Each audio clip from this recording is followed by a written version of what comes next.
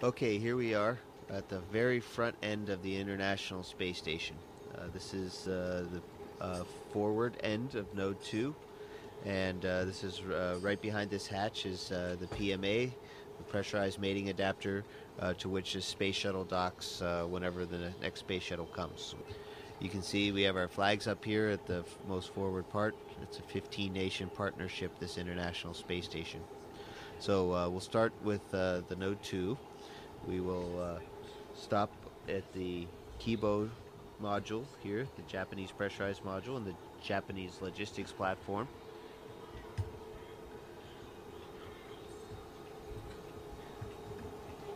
We'll stop back there in a second. We'll take a look in the Columbus module, pride of the European Space Agency, and our pride too. And then you can look down the stack, and you can see several other modules, and even into a little bit into the functional cargo block, the FGB, and then the service module. So it's a really big space station that we got. Welcome to Kibo. Please enjoy and relax in this brand new, the most spacious and quietest room in the ISS.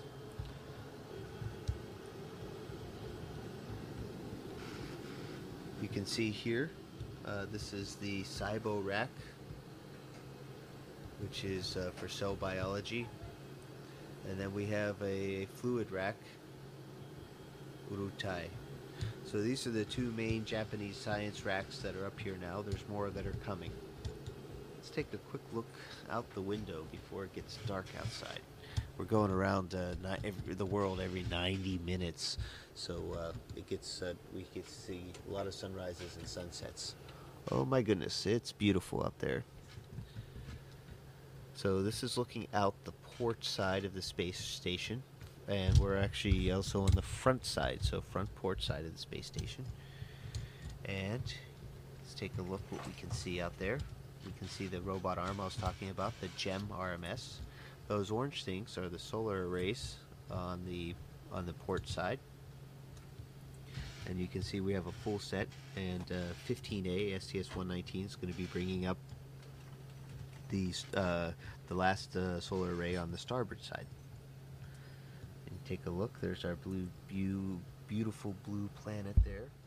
And looking at this and where we are, I'd say we're over the South Indian Ocean. You can actually see some icebergs down there. So we're actually probably between Africa and Antarctica. You can actually see the different shades of the blue water.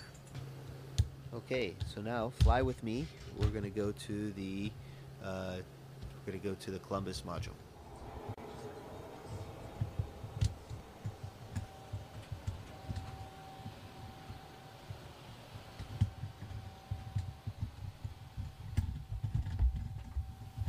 Here we are in the Columbus module. You can see it's also spacious. It's also cluttered because it's a great place to store things or temporarily stow them. It's not going to be this way forever. We're going to have it nice and clean pretty soon. We're flying back to Node 2. We'll take a quick look what else we have here. We have my work area. It's a little bit cluttered right now, but this is kind of my desk. It doesn't sit out horizontally, but it has everything I need on it. This are my crew quarters right here. You can tell has my name on it. And in fact, I can give you a tour real quick of crew quarters. This is what it looks like inside. There's a fair amount of room. We'll get has a standard space station light on it. So now we're going into the Destiny Laboratory, headed aft on the space station.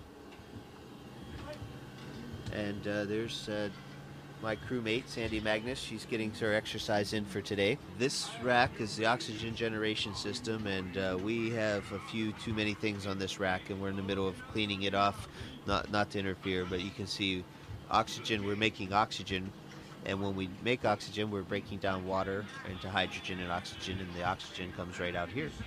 The water we're making either comes from the condensate from the air conditioning system, the water that's in the air, or urine. So this is a really neat regenerative life support system. And now we're going to go back into one of the first modules, Node 1, which is also called Unity. These are this is our pond or wall of water that's down here. We have different kinds of water, and these are called contingency water containers, CWCs. And you can see different kinds. There's water that you can drink and water that you can use for other things like flush water or generating oxygen. Now here's the airlock. As we go, the Quest airlock. This crew lock is a hatch that goes outside into space. So you can see that hatch right there. In the meantime, we're kind of storing EVA related things here. You can see this is a safer, which is a kind of a jet backpack that we wear on the outside of our spacesuits in case we get separated from the spaceship. We can fly our way back in. I remember being a Capcom on STS-96 when I first saw these signs. That's pretty amazing.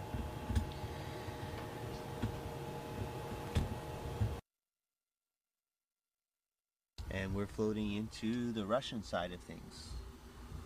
First and foremost, we are now in the pressurized adapter part of the functional cargo block. We call it the GA, and it's also a docking port down below.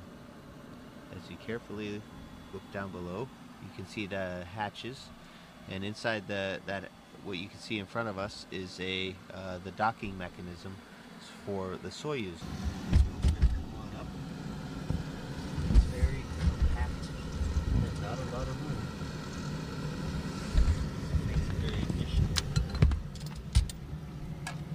Now Yuri's been busy unloading the Progress. We just finished an EVA, so things here in the functional cargo block are very functional right now and very cargo-y. So you can see things are just really full here in the FGB. As we leave the FGB here and go into the docking compartment. Docking compartment is another one of those vertical looks, and it's a kind of a misnomer. It's not just docking compartment, but it's also a airlock. So Yuri and I went out in these two spacesuits a few weeks ago and went into open space and had a spacewalk. Continuing on down through here, we'll stop here on the way back, is our Progress cargo vehicle. The Progress is a cargo ship, unmanned, uncrewed, nobody driving, and has the same kind of docking compartment. It's very much based on the Soyuz design, except it doesn't have any re-entry capability. And we're going to take a look outside. And this is the hatch that I opened up and went outside for a spacewalk, and we're looking aft on the space station. There's a ladder, some solar panels. We're looking at the service module, Zvezda, and looking at our beautiful planet Earth. Let's see if we can get a nice little view here of Earth. A little small treat, because no tour of the space station would be complete without it. Last but not least, in the service module, Zvezda, which means star. It's the heart of the space station. It's where we used to have the only place where we could create oxygen and live with the carbon dioxide removal system, as well as a place to eat and sleep. There's my crewmate, Yuri Lonchakov, exercising on the treadmill with vibration isolation system, the TVIS.